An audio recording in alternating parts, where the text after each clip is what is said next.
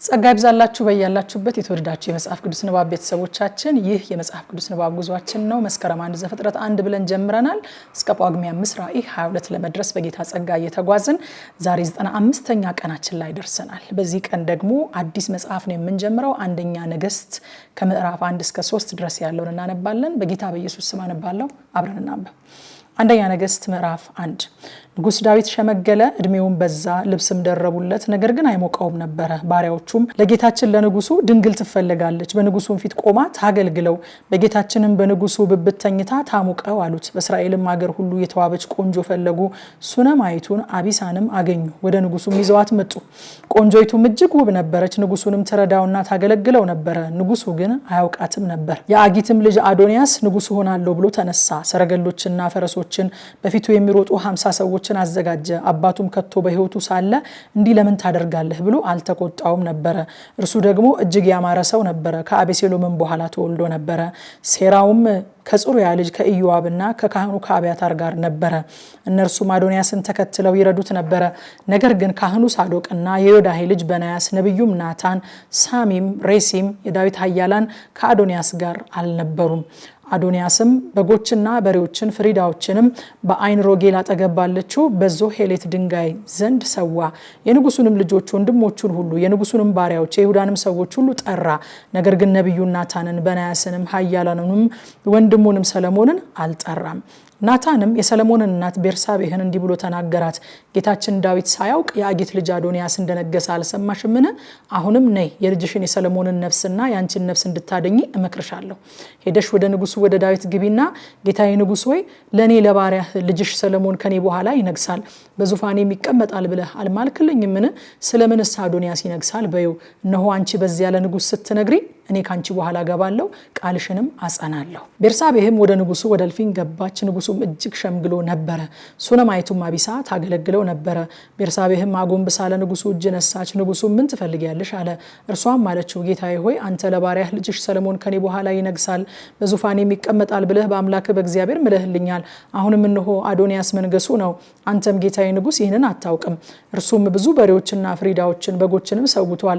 የንጉሱም ልጆች ሁሉ ካህኑም አብያታርን የሰራዊቱንም አለቃ ኢዮአብን ጠርቷል። ባሪያህን ሰለሞንን ግን አልጠራውም። አሁንም ጌታዬ ንጉስ ሆይ፣ ካንተ በኋላ በጌታዬ በንጉስ ዙፋን የሚቀመጠውን ትነግራቸው ዘንድ የእስራኤል ሁሉ ዓይን ይመለከተሃል። ይህ ባይሆን ጌታዬ ከአባቶች ጋር ባንቀላፋ ጊዜ እኔና ልጄ ሰለሞን እንደ ኃጢአተኞች እንቆጠራለን። እነሆ ለንጉሱ ስትናገር ነቢዩ ናታን ገባ።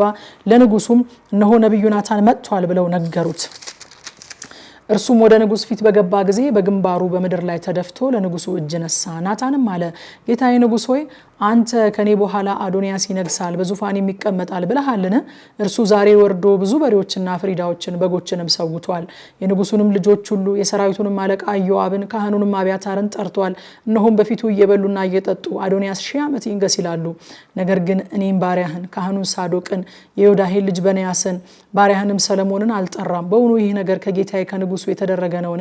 ለባሪያህም ካንተ በኋላ በጌታዬ በንጉሱ ዙፋን ላይ የሚቀመጠውን አልነገርክምን? ንጉሱ ዳዊት ቤርሳቤህን ጥሩልኝ ብሎ መለሰ። ወደ ንጉሱም ገባች፣ በንጉሱም ፊት ቆመች። ንጉሱም ነፍሴን ከመከራ ሁሉ ያዳነ ሕያው እግዚአብሔርን በእውነት ልጅሽ ሰለሞን ከኔ በኋላ ይነግሳል፣ በእኔም ፋንታ በዙፋኔ ላይ ይቀመጣል ብዬ በእስራኤል አምላክ በእግዚአብሔር እንደማልኩልሽ እንዲሁ ዛሬ በእውነት አደርጋለሁ ብሎ ማለ። ቤርሳቤህም በግንባሯ በምድር ላይ ተደፍታ ለንጉስ እጅ ነሳችና ጌታዬ ንጉስ ዳዊት ለዘላለም በሕይወት ይኖራለች። ንጉሱም ዳዊት ካህኑን ሳዶቅና ነቢዩን ናታንን የዮዳሄን ልጅ በናያስን ጥሩልኝ አለ። ወደ ንጉሱም ፊት ገቡ። ንጉሱም አላቸው፣ የጌታችሁን ባሪያዎች ይዛችሁ ሂዱ፣ ልጄንም ሰለሞንን በበቅሎ ላይ ያስቀምጡት፣ ወደ ጊዮንም አውርዱት። በዚያም ካህኑ ሳዶቅና ነቢዩ ናታን በእስራኤል ላይ ንጉስ አድርገው ይቅቡት። ቀንደ መለከትም ነፍታችሁ ሰለሞን 1000 ዓመት ይንገስ በሉ። በኋላውም ተከታትላችሁ ውጡ። እርሱም መጥቶ በዙፋኔ ላይ ይቀመጥ፣ በእኔም ፋንታ ይንገስ፣ በእስራኤልና በይሁዳ ላይ አለቃ ይሆን ዘንድ አዝዣለሁ። የዮዳሄም ልጅ በናያስ መልሶ ለንጉሱ አለ፣ ያበጅ ያድርግ፣ የጌታዬም የንጉስ አምላክ ይህን ይናገር። እግዚአብሔር ከጌታዬ ከንጉሱ ጋር እንደነበረ እንዲሁ ከሰለሞን ጋር ይሁን። ዙፋኑንም ከጌታዬ ከንጉስ ዳዊት ዙፋን የበለጠ ያድርግ። ካህኑ ሳዶቅና ነቢዩ ናታንም የዮዳሄም ልጅ በናያስ ከሊታውያንና ፈሊታውያንም ወረዱ። ሰለሞንንም በንጉሱ በዳዊት በቅሎ ላይ አስቀምጠው ወደ ጊዮን አመጡት። ካህኑም ሳዶቅ ከድንኳኑ የቅብዓቱን ቀንድ ወስዶ ሰለሞንን ቀባ። ቀንደ መለከትም ነፉ። ሕዝቡም ሁሉ ሰለሞን 1000 ዓመት ይንገስ አሉ። ሕዝቡም ሁሉ እርሱን ተከትለው ወጡ። ሕዝቡም ዘፈን ይዘፍኑ ነበረ፣ በታላቅም ደስታ ደስ አላቸው። ከጩኸታቸውም የተነሳ ምድር ተናወጠች። አዶንያስንና እርሱም የጠራቸው ሁሉ መብሉና መጠጡ ተፈጽሞ ሳለ ሰሙ። ኢዮአብም የቀንደ መለከት ድምጽ በሰማ ጊዜ ይህ በከተማ ውስጥ ያለ የሽብር ድምጽ ምንድነው አለ። እርሱም ይህን ሲናገር የካህኑ የአብያታር ልጅ ዮናታን መጣ። አዶንያስም አንተ መልካም ሰው ነህና መልካም ታወራለህና ግባ አለ። ዮናታንም ለአዶንያስ እንዲህ ብሎ መለሰ፣ በእውነት ጌታችን ንጉሥ ዳዊት ሰለሞንን አነገሰው። ንጉሱም ከእርሱ ጋር ካህኑን ሳዶቅና ነቢዩን ዮናታንን የዮዳሄንም ልጅ በናያስን ከሊታውያንና ፈሊታውያንን ሰደደ። በንጉሱ በቅሎ ላይ ያስቀመጡት። ካህኑም ሳዶቅና ነቢዩ ናታን በጊዮን ንጉስ አድርገው ቀቡት። ከዚያም ደስ ብሏቸው ወጡ። ከተማይቱም ማስተጋባች። የሰማችሁት ድምጽ ይህ ነው። ደግሞም ሰለሞን በመንግስቱ ዙፋን ላይ ተቀምጧል። የንጉሱን ባሪያዎች ገብተው እግዚአብሔር የሰለሞንን ስም ከስምህ ዙፋኑንም ከዙፋንህ የበለጠ ያድርግ ብለው ጌታችንን ንጉሱን ዳዊትን ባረኩ። ንጉሱም ባልጋው ላይ ሆኖ ሰገደ። ንጉሱም ደግሞ ዓይኔ ያየ ዛሬ በዙፋኔ ላይ የሚቀመጠውን የሰጠኝ እስራኤል አምላክ እግዚአብሔር ይመስገን አለ። አዶንያስም የጠራቸው ሁሉ ፈሩ። ተነስተውም እያንዳንዳቸው በየመንገዳቸው ሄዱ። አዶንያስም ሰለሞንን ፈራ። ተነስቶም ሄደ፣ የመሰዊያውን ቀንድ ያዘ። ለሰለሞንም እነሆ አዶንያስ ንጉሱን ሰለሞንን ፈርቶ ንጉሱ ሰለሞን ባሪያውን በሰይፍ እንዳይገድለኝ ዛሬ ይማልልኝ ብሎ የመሰዊያውን ቀንድ ይዟል አሉት። ሰለሞንም እርሱ አካሄዱን ያሳመረ እንደሆነ ከእርሱ አንዲት ጠጉር እንኳ በምድር ላይ አትወድቅም፣ ነገር ግን ክፋት የተገኘበት እንደሆነ ይሞታል አለ። ንጉሱም ሰለሞንን ላከ። ከመሰዊያም አወረዱት። መጥቶም ለንጉሱ ለሰለሞን እጅ ነሳ። ሰለሞንም ወደ ቤት ሂድ አለው። አንደኛ ነገሥት ምዕራፍ 2። ዳዊትም የሚሞትበት ቀን ቀረበ። ልጁንም ሰለሞንን እንዲህ ሲል አዘዘው፣ እኔ የምድሩን ሁሉ መንገድ ሄዳለሁ፣ በርታ ሰውም ሁን፣ የምታደርገውና የምትሄድበትን ሁሉ ታከናውን ዘንድ በሙሴ ሕግ እንደተጻፈ ሥርዓቱንና ትእዛዛቱን ፍርዱንና ምስክሩን ትጠብቅ ዘንድ በመንገዱም ትሄድ ዘንድ የአምላክህን የእግዚአብሔርን ትእዛዝ ጠብቅ። ይሄውም ደግሞ እግዚአብሔር ስለኔ ልጆች መንገዳቸውን ቢጠብቁ በፊቴም በፍጹም ልባቸውና በፍጹም ነፍሳቸው በእውነት ቢሄዱ ከእስራኤል ዙፋን ሰው አይቆረጥብህም ብሎ የተናገረውን ቃል ያጸና ዘንድ ነው። አንተም ደግሞ የጽሩያ ልጅ ኢዮአብ ሁለቱን የእስራኤልን ጭፍራ አለቆች የኔር ልጅ አበኔርን የዮቴሩንም ልጅ አሜሳይን ገድሎ በኔ ላይ ያደረገውን ታውቃለህ። የሰልፉንም ደም በሰላም አፈሰሰ። በወገቡም ባለው ድግና በእግሩ ባለው ጫማ ንጹህ ደም አኖረ። አንተ እንደ ጥበብህ አድርግ፣ ሽበቱንም በሰላም ወደ መቃብር አታውርደው። ከወንድምህ ከአቤሴሎም ፊት በሸሸው ጊዜ ቀርበውኛልና ለገለአዳዊው ለቤርዜሊ ልጆች መልካም ቸርነት አድርግላቸው፣ በማዕድህም ከሚበሉት መካከል ይሁኑ። እኔም ወደ መሃናይም በሄድኩ ጊዜ ብርቱ እርግማን የረገመኝ የብራቂም አገር ሰው የብንያማዊው የጌራ ልጅ ሳሚ እነሆ ባንተ ዘንድ ነው። እርሱ ግን ዮርዳኖስን በተሻገርኩ ጊዜ ሊቀበለኝ ወረደ። እኔም በሰይፍ አልገልህም ብዬ በእግዚአብሔር ምዬለታለሁ። አንተ ግን ጥበበኛ ሰው ነህና ያለ ቅጣት አትቶ የምታደርግበትንም አንተ ታውቃለህ። ሽበቱንም ከደም ጋር ወደ መቃብር አውርድ። ዳዊትም ከአባቶቹ ጋር አንቀላፋ፣ በዳዊትም ከተማ ተቀበረ። ዳዊትም በእስራኤል ላይ የነገሰው ዘመን 40 ዓመት ነበረ። በኬብሮንም 7 ዓመት ነገሰ። በኢየሩሳሌምም 33 ዓመት ነገሰ። ሰለሞንም በአባቱ በዳዊት ዙፋን ተቀመጠ፣ መንግስቱም እጅግ ጸና። የአጊት ልጅ አዶንያስም ወደ ሰለሞን እናት ወደ ቤርሳቤህ መጣ። እርሷም ወደ እኔ መምጣትህ በሰላም ነውን አለችው። እርሱም በሰላም ነው አለ። ደግሞም ካንቺ ጋር ጉዳይ አለኝ አለ። እርሷም ተናገር አለች። እርሱም መንግስቱ ለኔ እንደነበረ እስራኤል ሁሉ ንጉስ ሆን ዘንድ ፊታቸውን ወደ እኔ አድርገው እንደነበረ አንቺ ታውቂያለሽ። ነገር ግን ከእግዚአብሔር ዘንድ ሆኖለታልና መንግስቱ ከኔ አልፎ ለወንድሜ ሆኗል። አሁንም አንዲት ልመና ለምንሻለሁ፣ አታሳፍሪኝ አለ። እርሷም ተናገር አለችው። እርሱም አያሳፍርሽምና ሱነማይቱን አቢሳን ይድርልኝ ዘንድ ለንጉሱ ለሰለሞን እንድትነግሪው እለምንሻለሁ አለ። ቤርሳቤህም መልካም ነው፣ ስለ አንተ ለንጉሱ ነግረዋለሁ አለች። ቤርሳቤህም የአዶንያስን ነገር ትነግረው ዘንድ ወደ ንጉሱ ወደ ሰለሞን ገባች። ንጉሱም ሊቀበላት ተነሳ፣ ሳማትም፣ በዙፋኑም ተቀመጠ። ለንጉሱም እናት ወንበር አስመጣላት፣ በቀኙም ተቀመጠች። እርሷም አንዲት ታናሽ ልመና ለምንሃለሁ፣ አታሳፍረኝ አለች። ንጉሱም እናቴ ሆይ አላሳፍርሽምና ለምኝ አላት። እርሷም ሱነማይቱ አቢሳ ለወንድምህ ለአዶንያስ ትዳርለት አለች።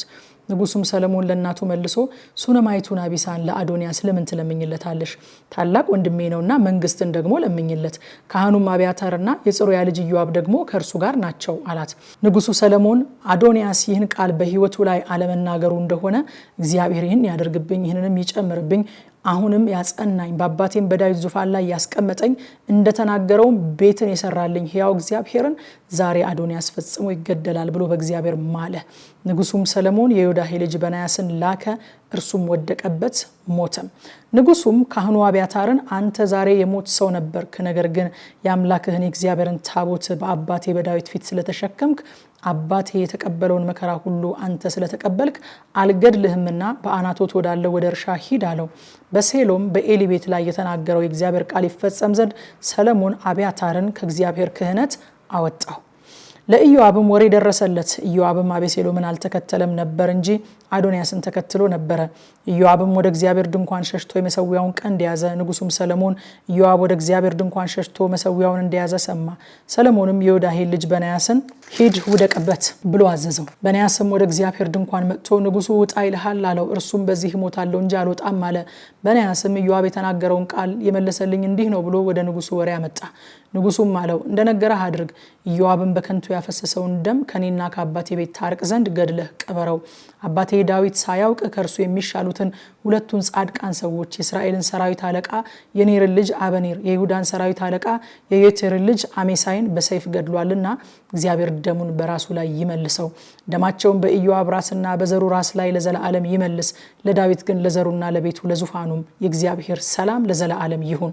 የዮዳሄ ልጅ በናያስ ወጥቶ ወደቀበት፣ ገደለውም። በምድረ በዳም ባለው በቤቱ ተቀበረ።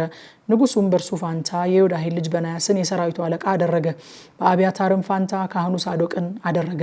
ንጉሱም ልኮ ሳሚን አስጠራውና በኢየሩሳሌም ቤት ሰርተ ተቀመጥ፣ ወዲህና ወዲያ አትውጣ። በወጣህበትን ቀን የቄድሮንን ፈፋ በተሻገርክበት ቀን ፈጽመህ እንድትሞት እወቅ፣ ደምህ በራስህ ላይ ይሆናል አለው። ሳሚም ንጉሱን ነገሩ መልካም ነው፣ ጌታዬ ንጉስ እንደተናገረ ባሪያህ እንዲሁ ያደርጋል አለው። ሳሚም በኢየሩሳሌም ብዙ ቀን ተቀመጠ። ከ3 ዓመት በኋላ ከሳሚ ባሪያዎች ሁለቱ ወደ ጌት ንጉስ ወደ ማዕካ ልጅ ወደ አንኩስ ኮበለሉ። ሳሚንም እነሆ ባሪያዎች በጌት ናቸው ብለው ነገሩት። ሳሚም ተነሳ፣ አህዮችንም ጭኖ ባሪያዎቹን ይሻ ዘንድ ወደ ጌት ወደ አንኩስ ዘንድ ሄደ። ሳሚም ሄዶ ባሪያዎቹን ከጌት አመጣ። ሰለሞንም ሳሚ ከኢየሩሳሌም ወደ ጌት ሄዶ እንደተመለሰ ሰማ። ንጉሱም ልኮ ሳሚን አስጠራውና ወዲህና ወዲያ ለመሄድ በወጣ ቀን ፈጽመ እንድትሞትም እወቅ ብዬ በእግዚአብሔር አላስማልኩህምን? ወይስ አላስመሰከርኩብህምን? አንተም ቃሉ መልካም ነው ሰምቻለሁ አልከኝ። የእግዚአብሔርን መሐላ እኔስ ያዘዝኩህን ትእዛዝ ስለምን አልጠበቅክም አለው። ንጉሱ ደግሞ ሳሚን አንተ በአባቴ በዳዊት ላይ የሰራኸውን ልብህም ያሰበውን ክፋት ሁሉ ታውቃለህ፣ እግዚአብሔርም ክፋትህን በራስህ ላይ ይመልሳል። ንጉሱ ሰለሞን ግን የተባረከ ይሆናል፣ የዳዊትም ዙፋን በእግዚአብሔር ፊት ለዘላለም ይጸናል አለው። ንጉሱም የዮዳሄ ልጅ በናያስን አዘዘው፣ ወጥቶም ወደቀበት ሞተም። መንግስትም በሰለሞን እጅ ጸናች። አንደኛ ነገሥት ምዕራፍ 3። ሰለሞንም ለግብጽ ንጉስ ለፈርዖን አማች ሆነ። የፈርዖንን ልጅ አገባ። ቤቱንና የእግዚአብሔርንም ቤት በኢየሩሳሌም ዙሪያ ያለውን ቅጥር ሰርቶ እስኪፈጽም ድረስ ወደ ዳዊት ከተማ አመጣት። እስከዚያም ቀን ድረስ ለእግዚአብሔር ስም መቅደስ አልተሰራም ነበርና ሕዝቡ በኮረብታ ላይ ባሉት መስገጃዎች ይሰዋ ነበረ። ሰለሞንም እግዚአብሔርን ይወድድ ነበረ፣ በአባቱም በዳዊት ሥርዓት ይሄድ ነበረ። ብቻ በኮረብታው መስገጃ ይሰዋና ያጠን ነበረ። ገባኦን ዋና የኮረብታ መስገጃ ነበረችና ንጉሱ ይሰዋ ዘንድ ወደዚያ ሄደ። ሰለሞንም በዚያ መሰዊያ ላይ 1000 የሚቃጠል መስዋዕት አቀረበ። እግዚአብሔርም በገባኦን ለሰለሞን በሌሊት በህልም ተገለጠለት። እግዚአብሔርም ምን እንድሰጥህ ለምን አለ። ሰለሞንም አለ እርሱ በፊት በእውነትና በጽድቅ በልብም ቅንነት ካንተ ጋር እንደሄደ ከባሪያህ ከአባቴ ከዳዊት ጋር ታላቅ ቸርነት አድርገሃል። ዛሬ እንደሆነውም በዙፋኑ ላይ የሚቀመጥ ልጅ ሰጥተህ ታላቁን ቸርነትህን አቆይተህለታል። አሁንም አቤቱ አምላኬ ሆይ እኔን ባሪያህን በአባቴ በዳዊት ፋንታ አንግሰኸኛል። እኔም መውጫና መግቢያን የማላውቅ ታናሽ ብላቴና ነኝ። ባሪያህም ያለው አንተ በመረጥከው ሕዝብህ ስለ ብዛቱ ይቆጠርና ይመጠን ዘንድ በማይቻል በታላቅ ሕዝብ መካከል ነው። ስለዚህ በሕዝብህ ላይ መፍረድ ይችል ዘንድ መልካምና ክፉውንም ይለይ ዘንድ ለባሪያህ አስተዋይ ልቡና ስጠው። አለዚያማ በዚህ በታላቅ ሕዝብ ላይ ይፈርድ ዘንድ ማን ይችላል? ሰለሞንም ይህን ነገር ስለለመነ ነገሩ እግዚአብሔርን ደስ አሰኘው። እግዚአብሔርም አለው ፍርድን ትለይ ዘንድ ለራስህ ማስተዋልን ለመንክ እንጂ ለራስህ ብዙ ዘመናትን ባለጠግነትን የጠላቶችን ነፍስ ሳትለምን ይህን ነገር ለምነሃልና እነሆ እኔ እንደ ቃልህ አድርጌልሃለሁ። እነሆ ማንም የሚመስልህ ከአንተ በፊት እንደሌለ ከአንተም በኋላ እንዳይነሳ አድርጌ ጥበበኛና አስተዋይ ልቡና ሰጥቻለሁ። ደግሞም ከነገስታት የሚመስልህ ማንም እንዳይኖር ያለመንከውን ባለጠግነትና ክብር ሰጥቻለሁ። አባትም ዳዊት እንደሄደ ሥርዓቴና ትእዛዜን ትጠብቅ ዘንድ በመንገዴ የሄድክ እንደሆነ እድሜህን አረዝመዋለሁ። ሰለሞንም ነቃ፣ እነሆም ህልም ነበረ። ወደ ኢየሩሳሌም መጥቶ በእግዚአብሔር ቃል ኪዳን ታቦት ፊት ቆመ። የሚቃጠለውን መስዋዕት አሳረገ፣ የደህንነትን መስዋዕት አቀረበ፣ ለባሪያዎቹም ሁሉ ግብዣ አደረገ።